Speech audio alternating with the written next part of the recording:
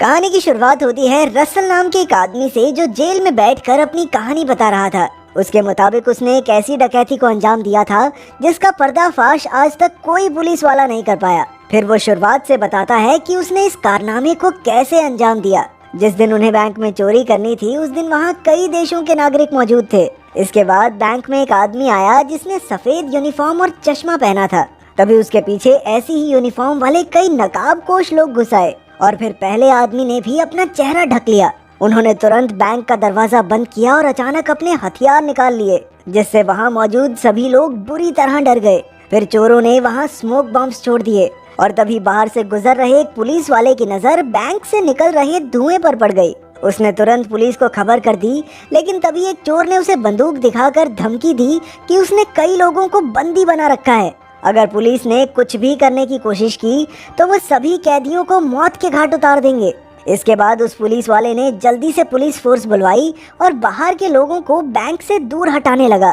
फिर हम detective Frazier को देखते हैं। जैसे ही उसे डकैती की खबर मिली तो वो अपनी टीम के साथ बैंक के बाहर पहुंच गया। कुछ ही पलों में पुलिस ने बैंक को चारों ओर से घेर लिया और तो और वहाँ देश भर के टीवी उधर बैंक के मालिक को भी खबर मिली कि उसके बैंक में चोर घुस आए हैं और लोगों को बंदी बना लिया गया है। इधर डिटेक्टिव फ्रेजर और डिटेक्टिव मिलर ने अपनी जांच शुरू कर दी थी। वहीं बैंक में चोरों ने सभी हॉस्टेजेस को एक जगह इकट्ठा किया और सबके फोन जब्त करके एक लिफाफे में डाल दिए। लेकिन बैंक में काम करने वाले पीटर ने उनसे कहा कि वो अपना फोन घर पर ही भूल आया है। तब एक चोर ने किसी का फोन लेकर पीटर के नंबर पर कॉल किया और तभी ऑफिस से उसका फोन बजने की आवाज आने लगी। अब बेचारे पीटर की हवा टाइट हो चुकी थी और उसने चोरों से माफी मांगना शुरू कर दिया। लेकिन गैंग लीडर गुस्से में उसे घसीटकर ऑफिस में ले गया और उसे तब तक पीटा जब तक वो बेहोश नहीं हो गया। आखिरकार उसने बाहर आकर सबको धमकाया कि जिसने भी चालाकी करने की कोशिश की उसका यही हाल होगा। इसके बाद उसने सभी हॉस्टेजेस के कपड़े जबरदस्ती उतरवा कर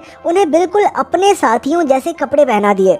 उधर देश भर में डकैती की खबर आग की तरह फैल चुकी थी। तभी बैंक में मौजूद एक बूढ़े आदमी को दिल का दौरा पड़ गया, इसलिए चोरों को मजबूरन उसे बैंक से बाहर भेजना पड़ा। उसके बाहर आते ही पुलिस ने उससे काफी पूछताछ की, लेकिन उन्हें सिर्फ इतना ही पता चला कि अंदर यूनिफॉर्म पहने 4 चोर हैं और उनके पास हथियार भी हैं। इसके बाद हम देखते हैं कि बैंक के मालिक आर्थर ने मैडलिन नाम की एक लड़की को फोन करके मिलने बुलाया। जैसे ही वो आर्थर से मिली तो उसने कहा कि वो जानती है उस बैंक की एक तिजोरी में आर्थर का कोई राज छुपा है। वो जानना चाहती थी कि आखिर उस तिजोरी में है क्या, लेकिन आर्थर ने कहा कि उस तिजोरी में बेहद कीमती चीज है और वो नहीं चाहता कि किसी को भी इसके बारे में कुछ भी पता चले। उधर दोनों डिटेक्टिव्स को खबर मिली कि जिन गाड़ियों से चोर आए थे वो सब चोरी की थी। फिर पुलिस ने बैंक के सीसीटीवी कैमरा से अंदर देखने की कोशिश की, पर चोरों ने अब तक उन्हें तोड़ दिया था। इसके बाद अचानक चोरों ने एक हॉस्टेज के गले में बैग डालकर उसे बाहर भेज दिया। फिर जब पुलिस ने उससे बैग लिया तो उन्हें चोरों की लिखी हुई कुछ मांगे मिली। उन्हें रात 9 बजे तक 2 गाड़ियां और एक पायलट के साथ एक हवाई जहाज चाहिए, नहीं तो वो हर घंटे एक आदमी को गोली मार देंगे।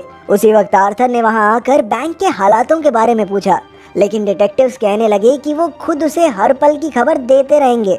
इसके बाद चोरों ने पुलिस से अंदर बंद लोगों के लिए खाने पीने की मांग की और तब डिटेक्टिव को एक तरकीब सूझी। उसने बड़ी चालाकी से खाने के डब्बों में माइक्रोफोन्स लगा दिए ताकि वो बैंक में चोरों की बातें सुन सकें। फिर डिटेक्टिव फ्रेजर खुद डिब्बे लेकर बैंक तक पहुंचा और चोरों के बॉस से बात करने की कोशिश की, लेकिन बॉस ने उस पर कोई ध्यान नहीं दिया। आखिरकार उसने वापस आकर माइक्रोफोन्स के जरिए उनकी बातें सुननी शुरू की, लेकिन वो सब किसी अजीब सी भाषा में बात कर रहे थे। आखिरकार उन्होंने एक औरत को बुलाया जो ये भाषा जानती थी, लेकिन उस औरत ने बताया कि ये सिर्फ अल्बानिया के राष्ट्रपति का भाषण है और कुछ नहीं। असल में चोर काफी शातिर थे और ये पहले से जानते थे कि फ्रेजर चालाकी जरूर करेगा, इसलिए उन्होंने भी उसका वक्त बर्बाद करके थोड़ा फायदा उठा लिया। उधर बैंक में रसल और उसके साथी ने वही तिजोरी खोली और बैंक के मालिक के खुफिया कागजात चुरा कर कीमती हीरे वहीं छोड़ दिए। इधर शहर का मेयर मैडलिन के साथ फ्रेजर से मिलने आ पहुंचा। उसने कहा कि मैडलिन इस केस में उसकी मदद कर सकती है, लेकिन फ्रेजर ने इसके लिए साफ मना कर दिया। तभी रसल ने उसे बैंक से फोन किया और अपनी मांगे पूरी करवाने का दबाव बनाने लगा, पर फ्रेजर ने कहा कि उसे अभी थोड़ा और वक्त चाहिए। उधर मैडलिन ने सीधा रसल को फोन किया और कहा कि वो पुलिस वाली तो नहीं है, लेकिन उसके पास रसल के लिए एक बेहतरीन ऑफर है। आखिरकार रसल ने उसे बैंक में मिलने बुला लिया। जब वो अंदर पहुंची तो उसने रसल से कहा कि पुलिस तो जरूर उसे पूरी उम्र के लिए जेल में कैद कर देगी, लेकिन अगर वो मैडलिन का साथ देगा तो वो उसे बिना किसी इल्जाम के बरी करवा सकती है। साथ ही साथ उसे इस काम के लिए 20 लाख डॉलर भी मिलेंगे। इस पर रसल ने कहा, देखो मैडम, कहानियां बुनना बंद करो और बताओ कि ये काम है किसका। लेकिन मैडलिन ने कोई नाम बताने से इनकार कर दिया। तब रसल ने उसे एक कहानी सुनाई। दूसरे विश्व युद्ध के दौरान एक अमेरिकी आदमी स्विट्जरलैंड के बैंक में काम करता था। उसने नाज़ियों के बीच अपने ओहदे का गलत फायदा उठाया और देखते ही देखते वो काफी अमीर हो गया। उसी पैसे से उसने ये बैंक खोला और वही ये आदमी है जिसने मैडलिन को उसके पास भेजा है। अब मैडलिन भी समझ गई कि आज उसका पाला एक टक्कर के आदमी से पड़ा है, तो उसने सीधे सीधे डील की बात की। उसे रसल को बचाने के बदले तिजोरी में रखे वो खुफिया कागज चाहिए थे। फिर रसल ने उसे एक कागज दिखाया, लेकिन उसने वो मैडलिन को देने से साफ इनकार कर दिया। आखिरकार मैडलिन चुपचाप वहाँ से चली गई। उसके बाहर आते ही फ्रेजर ने उससे चोरों के बारे में पूछा, तो मैडलिन कहने लगी कि उसे पूरा विश्वास है कि चाहे कुछ भी हो जाए लेकिन रसल किसी को मारेगा नहीं, वो सिर्फ अपनी बात मनवाने के लिए धमकियां दे रहा है। अब फ्रेजर ने रसल को फोन किया और कहा कि हवाई जहाज तैयार है, लेकिन उससे पहले वो खुद बैंक में जाकर कैदियों की जांच करना चाहता है। रसल मान गया और फिर फ्रेजर बैंक के अंदर पहुंचा। उसने बैंक के सारे कमरों में मौजूद हॉस्टेजेस से बात की और उनकी सलामती देखकर वो बैंक से बाहर जाने लगा। जाते जाते उसने कहा कि चाहे जो भी हो वो रसल को उम्र कैद की सजा दिलवा कर रहेगा। पर रसल ने भी पूरे कॉन्फिडेंस से कहा कि भाई मैं तेरी आंखों के सामने से निकल जाऊंगा और तू मुझे पहचान भी नहीं पाएगा। ये सुनकर फ्रेजर ने अचानक उस पर हमला कर दिया, पर एक दूसरे चोर ने पीछे से उसके सर पर बंदूक रख दी। फिर रसल ने कहा, अगर अब हमारी मांगे पूरी नहीं हुई ना तो ये सब के सब एक एक करके मरेंगे, समझा। आखिरकार फ्रेजर वापस पुलिस टेंट में लौट आया और अब उसे भी यकीन हो चुका था कि रसल किसी को जान से तो नहीं मार सकता। उसी वक्त एक ऑफिसर ने वहां आकर फ्रेजर को बताया कि उसे केस से निकाल दिया गया है और उसकी जगह अब कोई और डिटेक्टिव लेगा।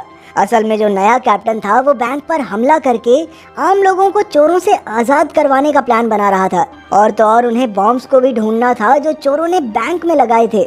उधर फ्रेजर को अचानक चोरों के भेजे हुए बैग में एक डिवाइस मिला, तो उसे समझ आया कि अब तक वो चोर पुलिस की सारी बातें सुन रहे थे।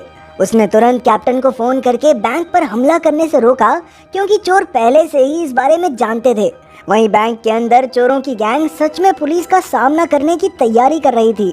उन्होंने सारे हॉस्टेजेस को इकट्ठा करके पहले माले पर भेज दिया और नीचे के माले पर जबरदस्त धमाके कर दिए। फिर उन्होंने सभी हॉस्टेजेस को रिहा कर दिया और खुद भी भगदड़ में उनके साथ ही बाहर आ गए। तभी कैप्टन ने सभी पुलिस वालों को गोलियां चलाने से रोका, क्योंकि अंदर फंसे सारे आम आदमी बाहर आ रहे थे। पुलिस ने सबको गिरफ्तार कर लिया और सीधा बैंक में घुसकर चप्पा चप्पा छान मारा, लेकिन उन्हें चोरों का नामो निशान तक नहीं मिला।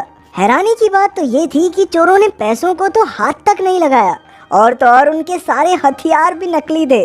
अब वो समझ गए कि सारे चोर बाकी लोगों के साथ ही बाहर निकल गए हैं, इसलिए उन्होंने एक एक इंसान से कड़ी पूछताछ की। लेकिन इतनी कोशिश के बाद भी वो असली चोरों की पहचान नहीं कर पाए, क्योंकि उनके चेहरे तो किसी ने नहीं देखे थे। आखिरकार सरकार के ऑफिसर्स वहां पहुंचे और उन्होंने फ्रेजर को कोई सबूत न मिलने की वजह से केस बंद करने को कहा। फ्रेजर ने वहां तो हाँ कर दी, लेकिन वो इस केस को सुलझाए बिना मानने वाला नहीं था। उधर मैडलिन बैंक के मालिक आर्थर से मिली और उसे बताया कि रसल ने वो खुफिया फाइल चुरा कर अपने पास रख ली है, ताकि आर्थर उसके खिलाफ कोई कदम न उठा सके। असल में उस फाइल के अंदर आर्थर के खिलाफ सबूत थे कि कैसे उसने दूसरे विश्व युद्ध के दौरान यहूदियों के साथ बदसलूकी करके नाज़ियों से करोड़ों रुपए कमाए थे, और शायद इसी कारण से चोरों ने आर्थर से बदला लेने के लिए बैंक में डाका डाला। आखिरकार आर्थर ने खुद की सफाई में कहा कि वो काफी जवान था और सफलता का नशा उसके सर पर चढ़ गया था, जिस वजह से वो अच्छे बुरे का फर्क ही भूल गया। इसके बाद हम फिर से रसल को देखते हैं, लेकिन वो जेल में नहीं बल्कि एक छोटे से कमरे में था। असल में जब उसने तिजोरी से फाइल चुराई तो उसने बैंक के मालिक के बेशकीमती हीरे भी चुरा लिए थे, और फिर वो बैंक के अंदर ही एक खुफिया कमरे में छिप गया। इस घटना के पूरे एक हफ्ते बाद उसके साथी उसे बैंक से लेने आए, लेकिन तभी हम देखते हैं कि फ्रेजर भी बैंक में घुस रहा था और अचानक उसकी टक्कर रसल से हो गई। और फ्रेजर उसे पहचान नहीं पाया और रसल धूम मचा ले गाता हुआ सीधा जाकर अपने साथियों की गाड़ी में बैठ गया। उधर फ्रेजर ने बैंक में आर्थर की तिजोरी खुलवाई तो वहाँ उसे एक हीरे वाली अंगूठी और एक कागज मिला जिस पर लिखा था अंगूठी का पीछा करो। अब वो सीधा आर्थर से मिलने पहुंचा और इस अंगूठी के बारे में पूछा, लेकिन लाजमी सी बात है कि आर्थर ने उसे कोई ढंग का जवाब नहीं दिया। फिर जब उसने मैडलिन से पूछा तो ये खुलासा हुआ कि असल में ये अंगूठी एक यहूदी परिवार की थी, लेकिन उनके एक दोस्त ने उनसे गद्दारी करके उन्हें नाज़ियों के हवाले कर दिया और खुद इस अंगूठी का मालिक बन गया। ये सुनकर आखिरकार फ्रेजर अपने घर लौट आया, लेकिन तभी उसने देखा कि असली हीरा तो उसकी जेब में ही था। तब उसे एहसास हुआ कि बैंक में जिस आदमी से वो टकराया था वो रसल ही था। आखिरकार रसल ने अपनी बात पूरी कर दी थी। वो उसकी आंखों के सामने से निकल गया और फ्रेजर उसे फिर भी पकड़ नहीं पाया। लेकिन रसल तो फाइल के अलावा कुछ चुराने आया ही नहीं था। वो जानता था कि फ्रेजर को पैसों की सख्त ज़रूरत थी, इसलिए उसने ये हीरा चुरा कर फ्रेजर की जेब में रख दिया ताकि उसकी थोड़ी मदद हो जाए। अगर वीडियो पसंद आई तो लाइक कर देना, चैनल को सब्सक्राइब कर देना। मिलते हैं अगली वीडियो में।